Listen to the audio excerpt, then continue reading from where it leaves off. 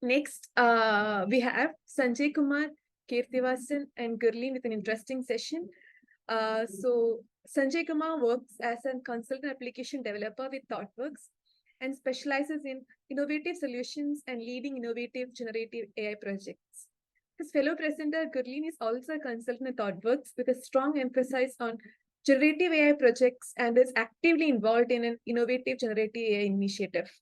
And our speaker, Keerthivasan, consultant at ThoughtWorks, is interested in the fascinating technology of generative AI and also transforming its potential into innovative solutions. So they'll be navigating us through the security and safeguards in generative AI. Please do put in your questions in Q&A sessions. And in track 1, we have the talk on mitigating broken access control using compiler by Alexi. So please do feel free around to join there also. So all to you folks interested and curious know more about the security perspective in GenAI. Over to you. Yeah, thanks, Jisha. Thank you. So hello everyone, starting with it. Have you ever wondered how we protect our online information from prying eyes? So think of it as a lock and a key, but in a digital realm. Today we'll discuss about balancing security and safeguards in our digital lives. So starting with it, can we move to the next slide? So what will be today's agenda? So we'll first discuss about what generative AI is. Then while using generative AI, what are the security problems involved with it? Then we'll see what all AI risks are there and how to protect and how to safeguard from those risks, how to use guardrails. So this is the agenda for today. Moving ahead, I just want to have one question for everyone. So you just need to give a thumbs up, like just to check what all audience we have. So the first question is have you interacted with GenAI tools like ChatGPT or Midjourney or anything? So I'm getting a lot of thumbs up. So people have done it. Also, have you experienced any security risks in GenAI? Some security risk which you have personally seen. If you want, you can put in chat also, whichever thing you experienced. Okay, so I think our audience have some experience with all these things. So moving forward with it, first we need to know what generative AI is. So in this vast umbrella of AI, machine learning, which we are hearing a lot, what specifically generative AI is? So generative AI is suppose we have a lot of data set, a lot of training data. So we feed one particular, suppose there is a model and we feed a lot of data to that model. So we will be able to generate a new text, image, video. So that image, video, text will have no existence. Like previously, there is no text like that. Previously, there is no image like that. So that specific content will be very, very new. It won't be pre-existing.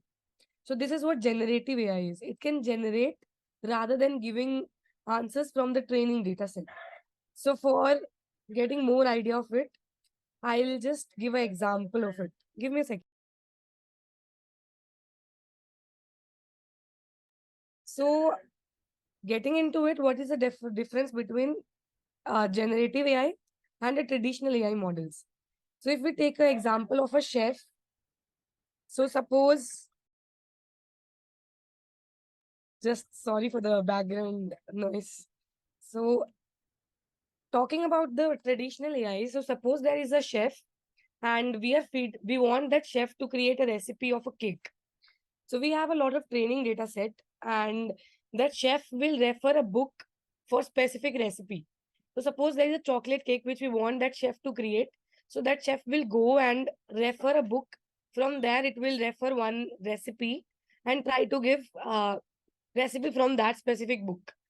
But if we compare traditional AI with generative AI, so suppose we have a book and now we want a cake which was not pre-existing. So that chef will come out with a new recipe which was not existing earlier. He will think of a new recipe from the training data set which was already being fed up to that specific model.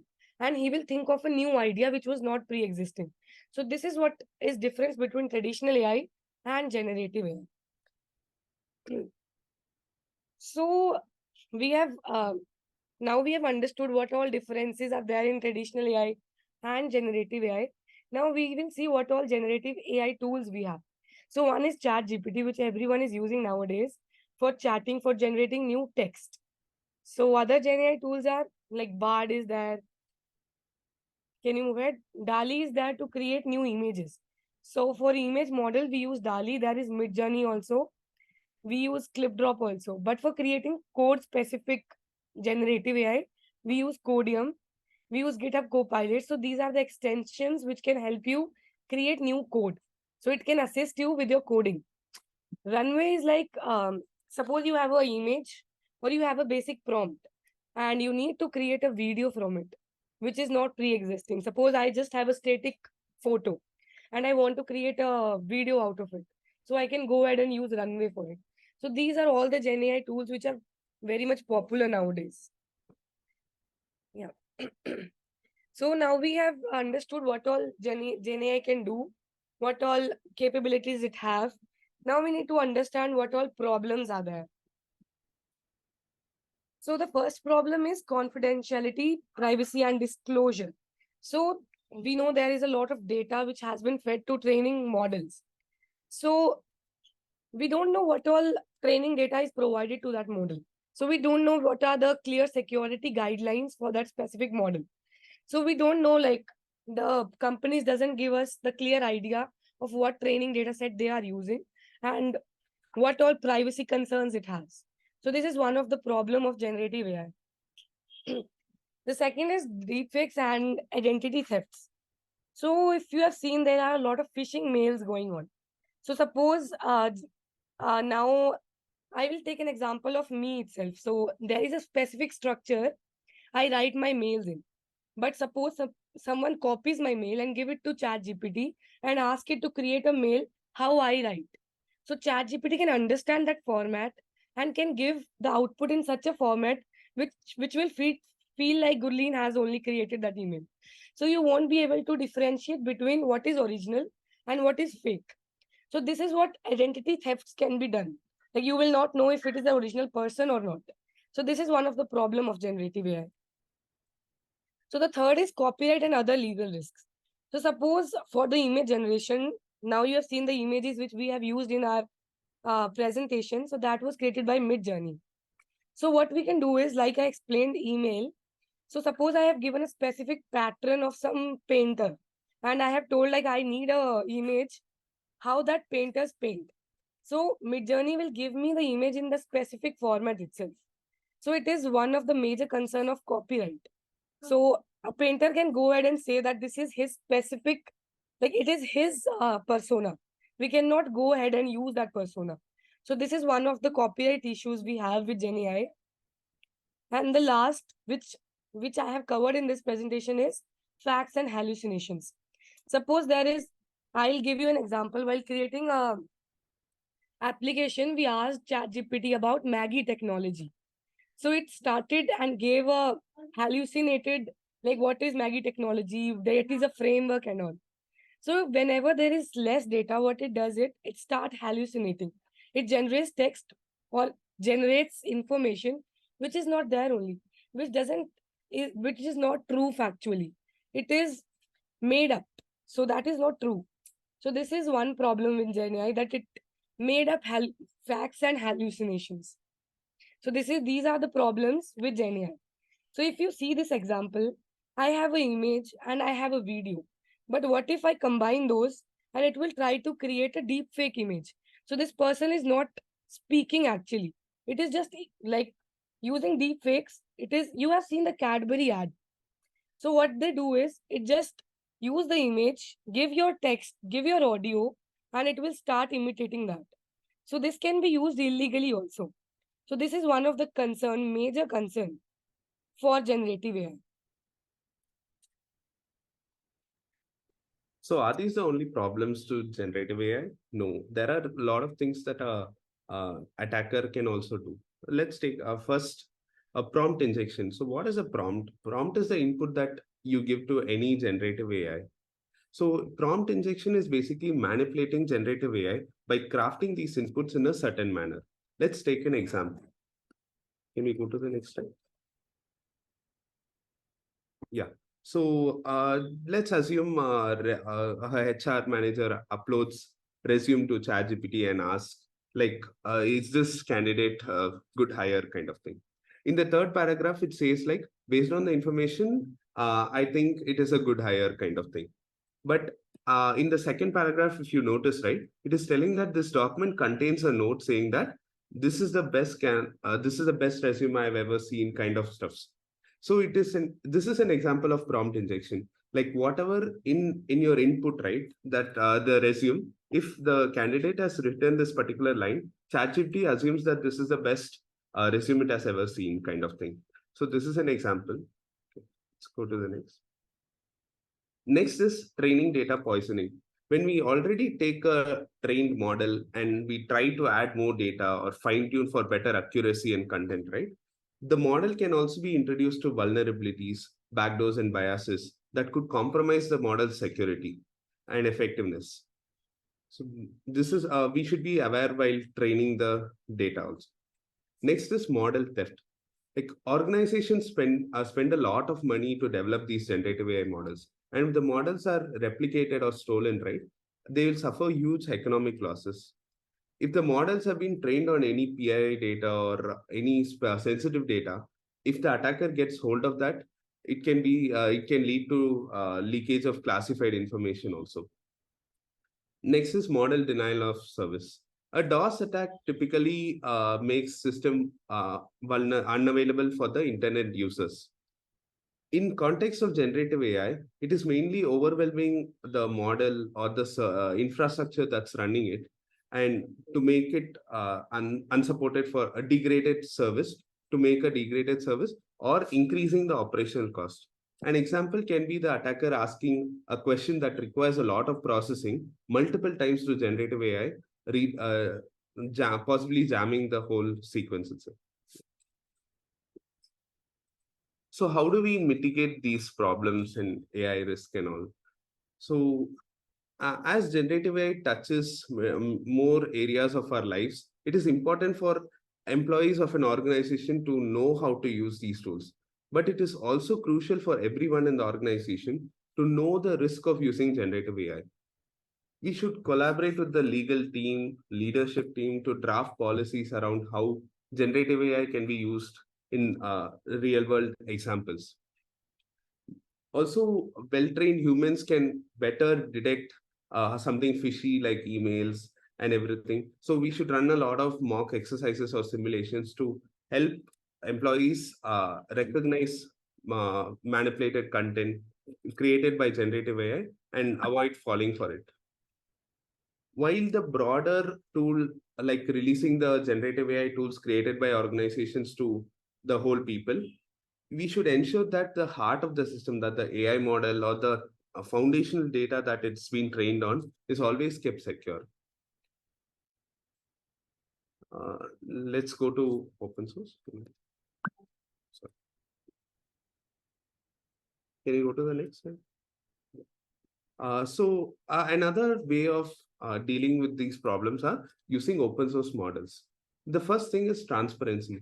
Users can how open source code is available in GitHub, right? Even open source models are available in many places like Hugging Face and other websites. So the transparency is basically that users can inspect if there are any malicious content because the model itself is publicly available. Next is community scrutiny. So open source projects, can you go to the next? Open source projects are usually benefited from a wide community of users and developers. If there is any problem or a security flaw, right, it's more likely that somebody is going to spot it and report it. So if there is somebody spotting and reporting, again, the community fixes so quickly and there is rapid patching for those. So next is the flexibility. Organizations can take the model and modify or add security or standards that are required on top of the models that are open sourced. So these are the main features related to security of open source model. There are many more apart from this also. So coming to the next, Now we saw how exactly we can prevent models, how we can shape the models. So after creating the model, how can we protect it from giving proper outputs and not going beyond the things? So guardrails in generative AI basically define the boundaries and guidelines for responsible and ethical applications. These basically serve as checkpoints for ensuring that AI model is always performing within the defined limits. An example could be a guardrail for image generation AI. So we can have a setting something like do not generate any human faces to prevent creation of any deepfake content. So this is an example of guardrails in image generation. So now let's come to the key components of guardrails. So explainability and transparency as essential components. So guardrails for responsible AI should prioritize the ability for it to explain and understand the decision made by the AI system. Even though it is a probabilistic output, we should be able to uh, just give them like transparency and explainability of the output the AI model is giving. So guardrails should be in place to identify and address biases that may arise from the generative AI model, such as like LLMs. For instance, like let's take an example, a text generating GenAI product or something that should be designed to detect and not only that, as well as like prevent generation of discriminatory or offensive content. It should be stopped from doing that. Other key thing was must include safety measures to prevent harmful or dangerous outcomes. So for example, right, let's assume I'm giving you an example, like take an autonomous vehicle using an AI system should be equipped with collision detection and emergency braking system to ensure that safety of the passengers as well as the pedestrians are maintained. So we should also take the safety measures in whatever application, GenAI based application we are building. Conducting regular assessments to evaluate the potential impact of AI systems on various stakeholders. So this is a very key thing. For example, let's take an instance an AI-powered healthcare diagnosis tool that should be undergone ridiculous impact assessments to ensure that it does not fail at any point.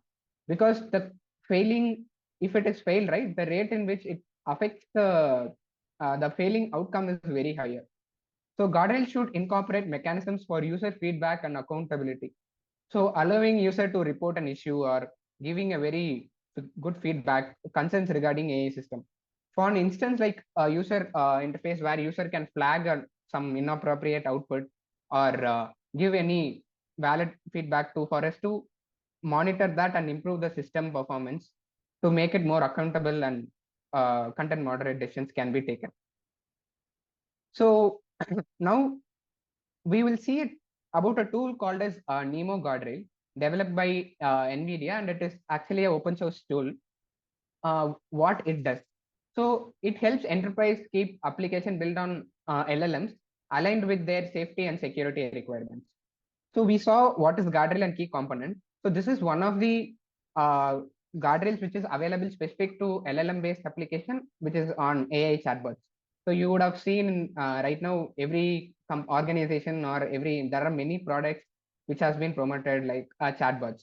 So which requires a guardrail. This is one of the tool available. Let me talk about some of the key features of Nemo guardrail. So it prevents apps from generating response outside the desired domain. So for example, customer service assistant bot, right, which is related to weather related question, should ensure that it answers only questions related to that. It should not be able to answer other information, or it should not splitting out other information from the model. So ensure accurate and appropriate information by filtering out unwanted languages and references only from a credible source. So suppose we are using some techniques to inject some content from external sources, it should use that knowledge only to give the content outside. It should not make up or hallucinate things. So it is reducing hallucination problem, like we mentioned before.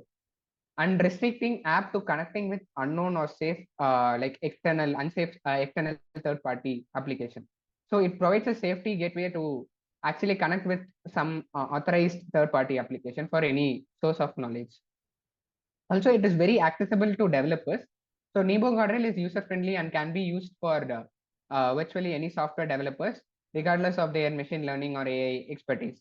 So developers can quickly create a new set of rules just with a few lines of code and add it to their application. So it looks into that and verifies this. Let's see an example. So here is an example implementation of a QA chatbot built over a PDF. So basically it acts as a QA chat with a PDF you upload.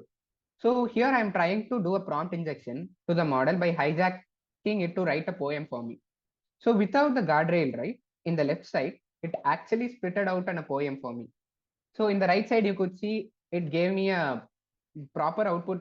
It didn't give me any poem as such. So this is one of the example, like prompt injection example using a guardrail. This was implemented using Nemo guardrail. So the reason for this was the model which we are using has been trained on n number of data. So if we are trying to like route it to a particular job, right, it should be constrained using a very good prompting level and using guardrails. So it should not be giving out other information out. So talking about moderation, the other part was moderation. So OpenAI has made a moderation endpoint available for free for users to check out the input and output of their AI models. Does it contain any sort of hate or threats or self-harm or violences?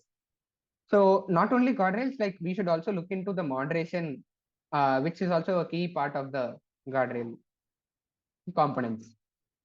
So these are some of the endpoints available now to obtain a classification for a piece of text, right? You can make a request to the moderation endpoint, and the response will include fields such as flag, which indicates if the content is violates against the OpenAI's policies and categories. So then, since this is developed by OpenAI, they have some kind of policy and categories predefined. So, for example, you are using, I'm asking a question, right, to a AI based application. Now, I want to verify whether the question is does not contain any hate or any violent kind of thing. So I send it to this endpoint and get back with an output whether it is actually a good content and it does not contain any kind of harmful text to it. So this is done by classifiers. So OpenAI is working on ongoing checking on biases to improve the accuracy of the classifier. Also, it is they are trying to support for non-English languages. Currently, it is limited. So also they suggest that for higher accuracy, it is recommended to split the text into smaller parts and check whether it is having any flag or not. So now what we have seen are taking precautions against the security problems. So let's now look into the other side now. So these are all like precaution measures we were talking. So other part was monitoring and validate and refine. So as with any AI application, results and outputs will need to be carefully monitored, validated, and refined by maintaining humans in the loop. So global success of ChatGPT heavily learned on human feedback for model alignment and safety, which illustrates the crucial role this approach plays in successful AI development. To give an example, right, the previous versions of ChatGPT used to be very prone to biased outputs or harmful outputs, and it was giving out API keys, Windows API keys, using a very kind of crafting prompt in such a way that it is able to get the information. Currently, with the feedbacks of the users, right, which is us, they are trying to improve the model on security features. Also, they have incorporated a thumbs up and thumbs down, and you can give feedbacks, reports to the output which the AI model is giving. This is being monitored and used to develop the model more. So let's look into one of the tool called as Argila Feedback, which is a completely open source tool and first of its kind at enterprise level, which is uniquely focused on scalable human feedback collection. So it is designed to boost the performance and safety of large language models. It not only helps in monitoring, but also collects the data and which we can use this data to perform RLHF, which is like reinforcement learning with human feedback. Also, I want to touch upon one other tool, which is very highly scaling up and developing in recent days, which is Langsmith, which is a platform for building production grade LLM applications.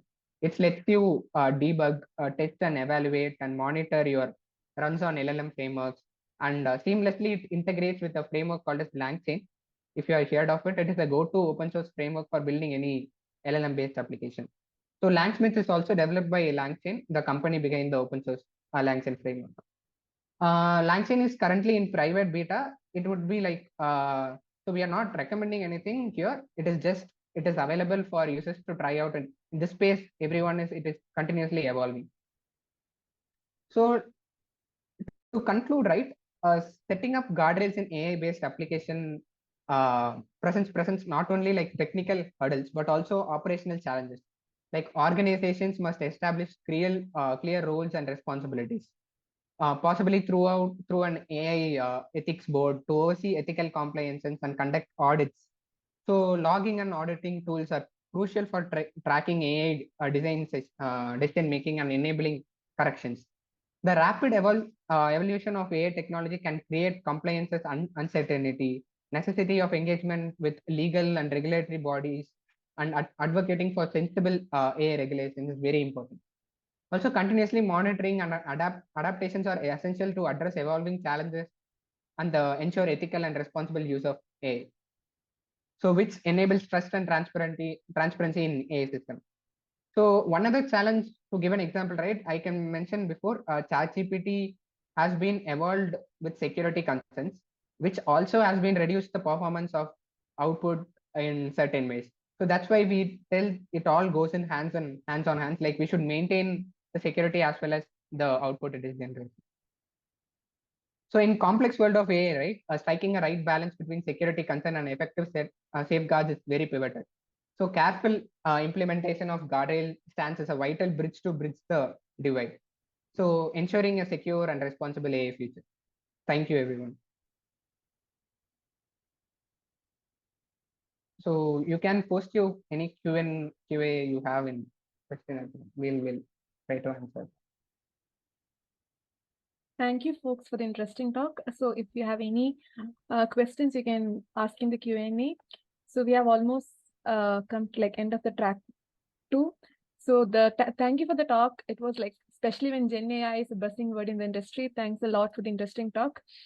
So I would like to reiterate the importance of this sharing your feedback through the provided form. And also don't forget to tag SecConf and ThoughtWorks when sharing about the event on any social media platform. Your input means a lot to us. So thank you, Sanjay. Thank you, Keerthivasan, and thank you, Gurleen, for the interesting and mostly exciting talk, and especially about the security problems associated with GenAI. It's like everyone would have used ChatGPT at least. So this would be interesting to know about the security aspects of GenAI. So thanks a lot for the session.